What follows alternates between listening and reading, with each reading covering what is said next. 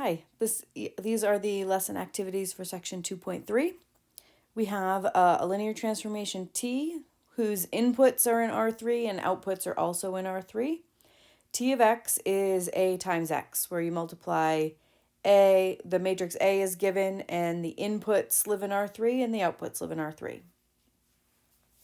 So is A invertible? This matrix A, is it invertible? So the invertible matrix theorem gives us several ways to determine this, and one of them is, does it have n pivot positions?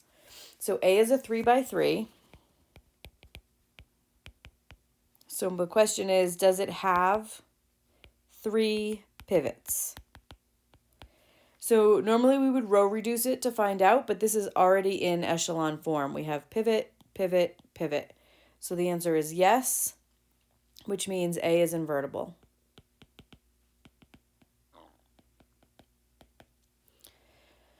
And the invertible matrix theorem tells us that if A is invertible, then T is also, which means it is 1-to-1 and it is onto. Okay, what is the standard matrix of T inverse? It's A inverse.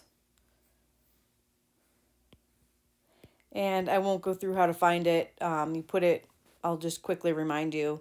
You do A augmented with the identity in your calculator. You row reduce, you'll get the identity augmented with A inverse.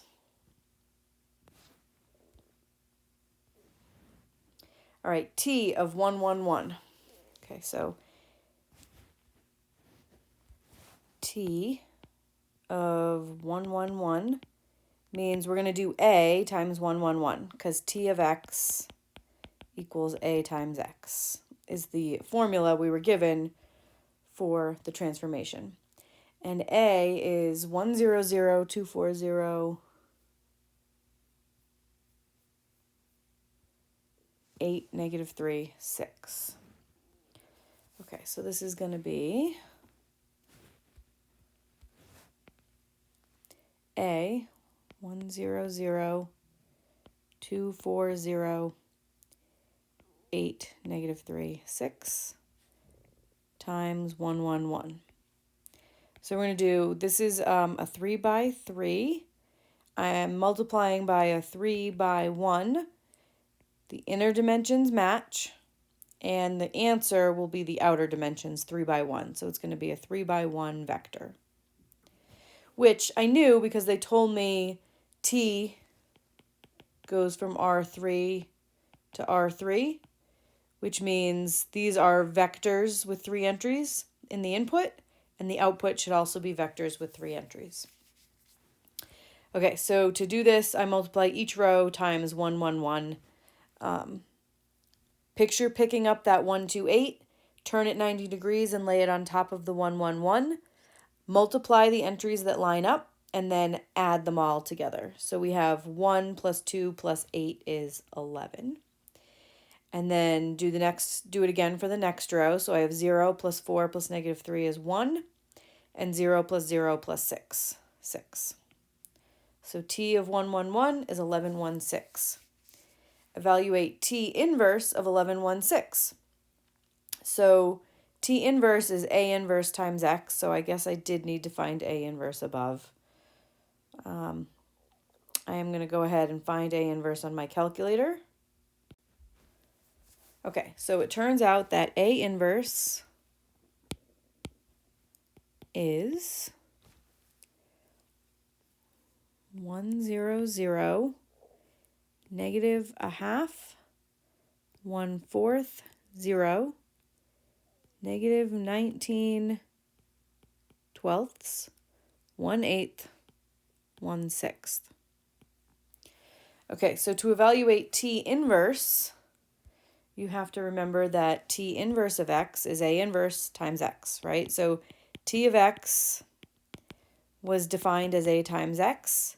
So that means that the function T inverse is A inverse times x.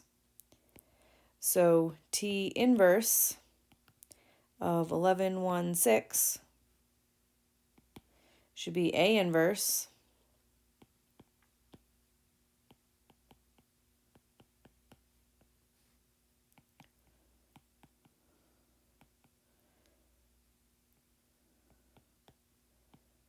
times 1116, which should come out to, when you multiply those together, you get 111. Okay. And that is what I expected, because t of 111 was 1116. So when you go backwards, t inverse takes the output 1116, uses it as an input, and gets you back to 111. That's what inverse functions do.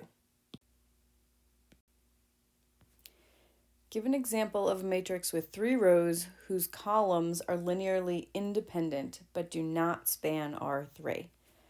Okay, so linearly independent means we have to have a pivot in every column.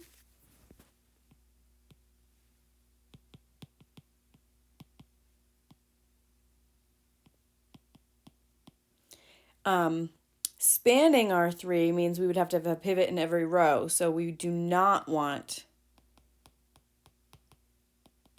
a pivot in every row. So we want a row without a pivot. Pivot in every column, but not every row. And it has to be, have 3 rows. So it doesn't say how many columns, so I'm just going to do 2 columns. So I could do like 1, 0, 0, and 0, 1, 0. That has a pivot in every column. The ones are in the pivot positions, but it does not have a pivot in every row because the last row does not have a pivot. So that matrix has linearly independent columns, but they do not span R3. If A is an n by n matrix and the equation ax equals b has more than one solution for some b, then the transformation t of x is not 1-to-1. What else can you say about this transformation? So you have to think about the invertible matrix theorem. We can say a lot of things knowing that ax equals b has more than one solution. That means that A is not invertible.